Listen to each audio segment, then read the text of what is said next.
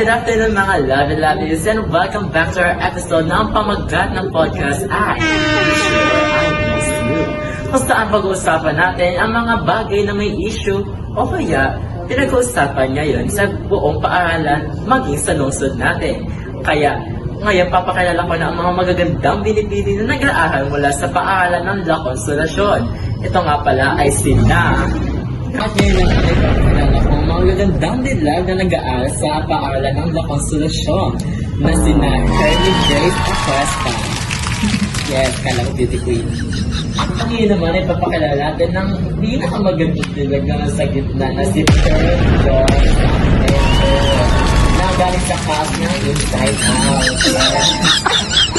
Ang pinakahuli ay si Kirsten Oliver. Si Oliver Taylor. Ano po po ayun? Ay, ayun, tatay mo ba yan? Baka long distance. Uy, relationship ka ng tatay. At dahil napakalala natin ang magagandang binibili na to, ay ngayon naman ay pag-uusapan natin ang mga issue na pinag-uusapan ngayong ano ba, rainy season or what? Kasi nga since it's rainy season niya here sa Pilipinas and dinadayo tayo ng mga malalakas na bagyo, more on suspensions tayo, right? And Yes, that's I think naman na may mga reasons na bakit nagsususpend tayo and kung bakit nagpapagawa ng asynchronous activities, right? Yes. Right? Alam niyo Yes. ba or what? So, Yes. dahil nga wala mga pasok, ilang weeks kayo walang pasok mga dahil? Like, yeah, also 3 weeks na rin. 3 weeks. Yeah.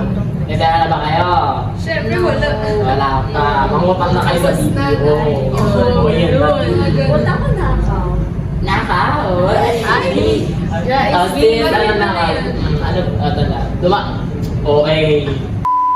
This month for suspensions nga tayo guys. And stay at home lang kayo, ganyan. Ano mga mostly ginagawa niyo sa loob ng bahay? Ayun, tulog. Nanonood ng... Ay, parang K-drama. K-drama. Apaka-okay naman. Guilty or not guilty? guilty. Guilty. Yun. Fantasy kayo dyan ah. Yes. Mga plastic mo na natin masyado. Ay, may ganun. Ikaw pala na ginawa mo ng suspension. Nanonood lang ng K-dramas, tapos gumagawa rin ng mga activities and petas. Ebe ka dyan. Ako wala Ay, ginagawa talaga ako. Ano pa ba? Like, tutulog, naglalaro, mga usual things na ginagawa. Ano bang ginagawa mong habits? Ikaw? Mga ginagawa ko. I'm more on, I'm so, diba, like, professionalism, like, ano ba tawag dun sa term na pag gumiinom ka ng matcha tapos nagbabasa ka ng libro. Performative, like, I'm so performative, like, sa ikaan ko, I'm having my breakfast in bed, I'm reading books, pero, panaginip na pala. So yeah, so ito na mga binibili, meron akong mga katanungan para sa inyo. Like, are you ready na ba? Yes, I. Yes, I. So, ayun na wala. So, may mga tanong na ako konti. Shoutout sa'yo, Mayor Liit. And sana mahinig mo ang mga hinaing ng mga estudyante ngayon dahil madami na naghihimaw. So, ang tanong ko is, since for suspensions nga tayo, and I know it's a good thing naman na for suspension. I mean, kasi for safety.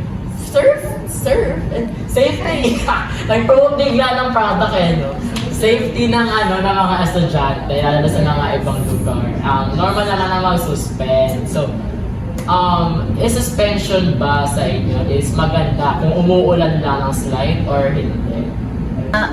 For me, if kaya naman like pumasok, ganon, ituloy natin yan. Like, personal natin yung pag-aaral natin, ganon. Pero if sa tingin natin di kakayanin, like, mahihirapan tayo, huwag na natin ituloy. Like, safety first, guys.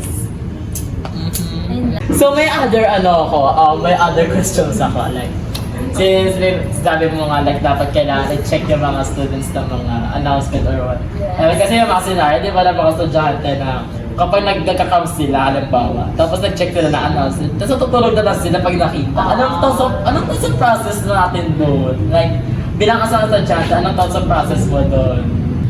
Ang masasabi ko lang ay, syempre dapat magsususpend tayo kung kailan may time pa yung students para mag-check ng announcements yung before sila matulog or something like that. Para syempre, inform sila way ahead. So, hindi nila kailangan like, umabot sa point na nasa school na sila tapos doon na magsususpend, diba? Like, ang inconvenient. Para sa akin, yung sinabi niya ni Hermie, di ba? Kung hindi naman talaga kaya na pumasok, syempre kahit konting ulan lang yan. May ibang bumabayad talaga ng sobrang layo. And kung iisipin natin, hindi talaga kakayanin. Kung hindi kaya naman, huwag nang pumasok. Pero as long as kaya mo naman, then go lang. Yan lang. Ako para sa akin, yung thought process ko dun is, kung di ba nag-announce na rin naman na walang pasok, medyo marami ka ng time. Kaysa pa mag-hustle ka pa sa another day, what if gawin mo na lang kagad para mabilisan na lang? Kasi maraming papagawang assignment din na papagawa yung mga teacher nun in the next day. Eh, di matatambakan ka rin doon. So, mas maganda. If marami ka pang time, then go do it na. Parang natamaan kami ni Hermie doon outing. Guys, ganun kasi ako. Parang tama kami ni Hermie. Tara, umalis ng umalis na tayo. Umalis na tayo. Okay na kami tayo. And yan ang mga usapan natin ngayong araw dito sa Issue or I Miss You. Ako nga pala si Justin GMB Corpus. Aalis na lang talaga. Alis na lang ako, be? Alis na ako, be? Sige, alis na ako. Bye-bye, be! And that's for our episode for today. Goodbye!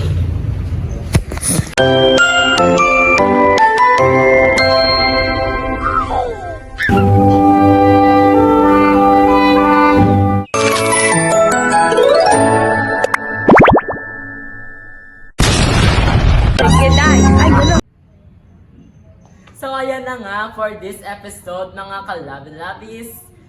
Uy, siya eh. Ulitin niya.